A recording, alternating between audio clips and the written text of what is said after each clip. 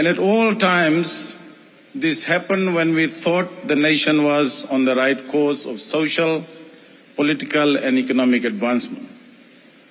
But 36 years later, we have witnessed an outpour of emotion and genuine desire of healing.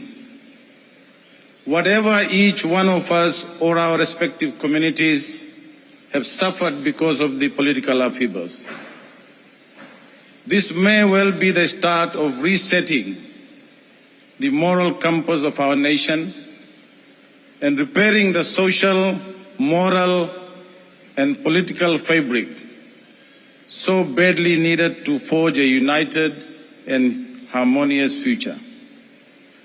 Most importantly, what Fiji and our diaspora have just witnessed has sowed the seeds for a Truth and Reconciliation Commission so critically needed to put a permanent closure to our ugly chapter of upheavals.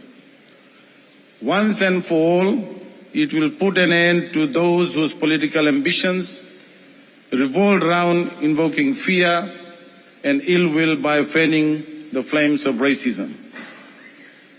The courage and humility of the Church in apologizing for the hurt and pain and suffering caused to the descendants of the Girmitia by the Itoke community should be an eye-opener to all those who have participated in political upheavals, but continued to defend their role.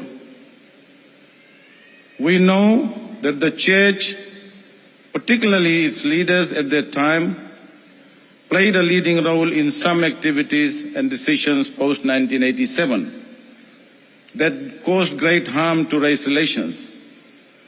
But we must also remember that from the mid-1990s, the Methodist Church under new leadership embraced nation building and genuinely endeavored to rid itself of the tarnished image.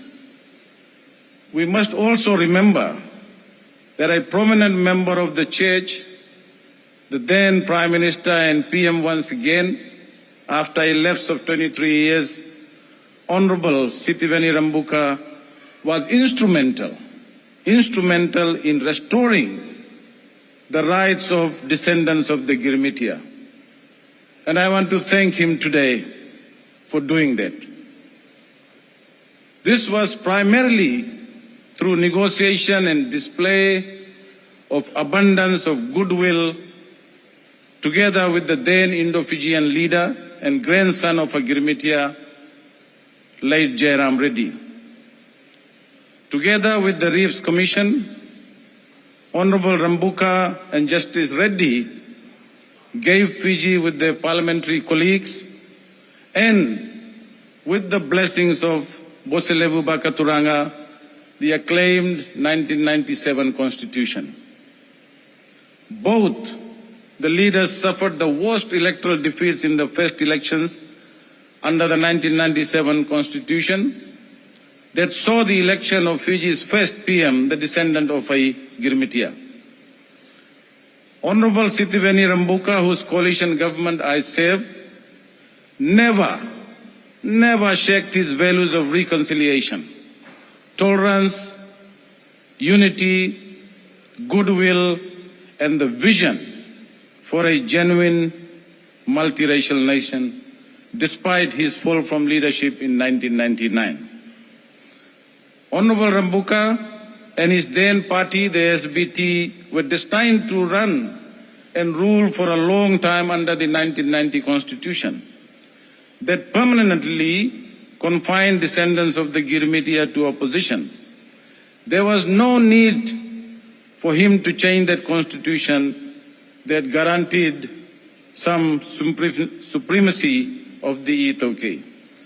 But he did that because he recognized national interest, recognized a need for genuine reconciliation from his heart, and Justice Jairam Reddy trusted him.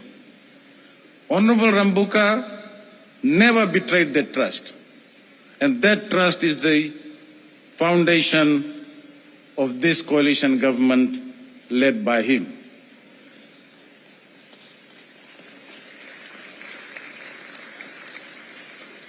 And this is the same virtue shown by the Church and its leadership.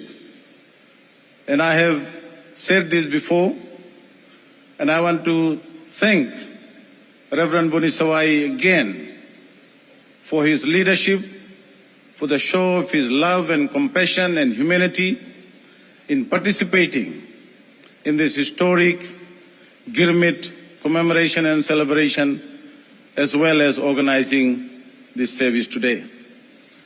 We must also remember that the Methodist Church itself, together with the Boselevu Waka Turanga, were suppressed following the upheaval of December 2006.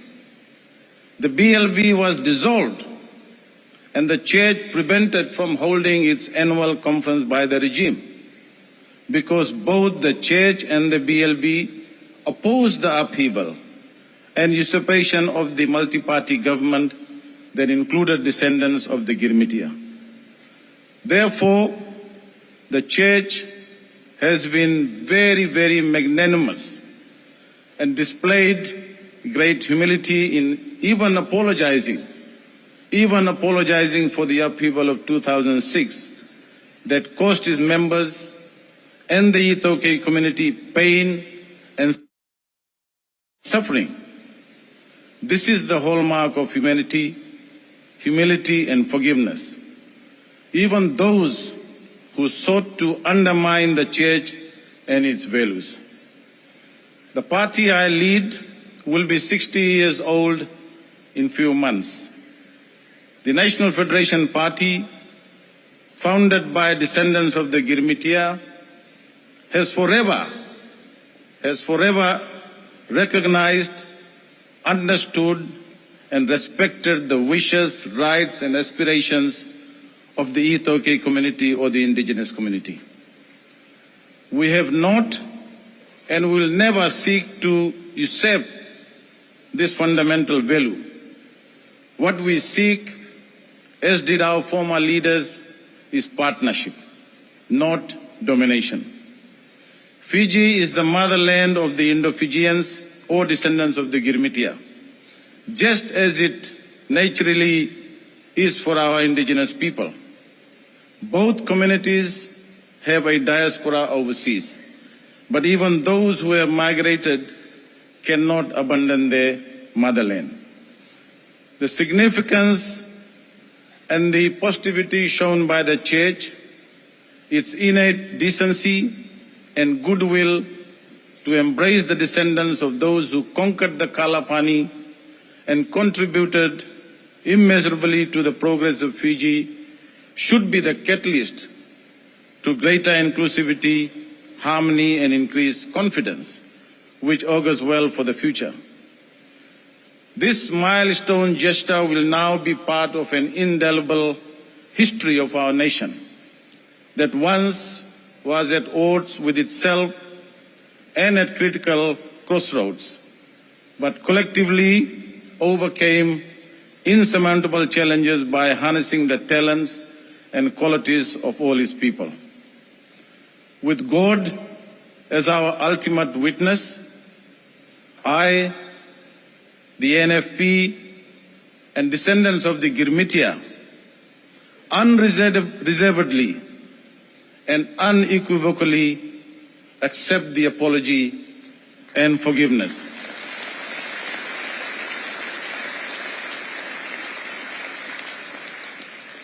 Let us all march ahead in unison and harmony to make Fiji a beacon of hope and land of opportunity. Thank you. Nava Lebu. Dhanyawad.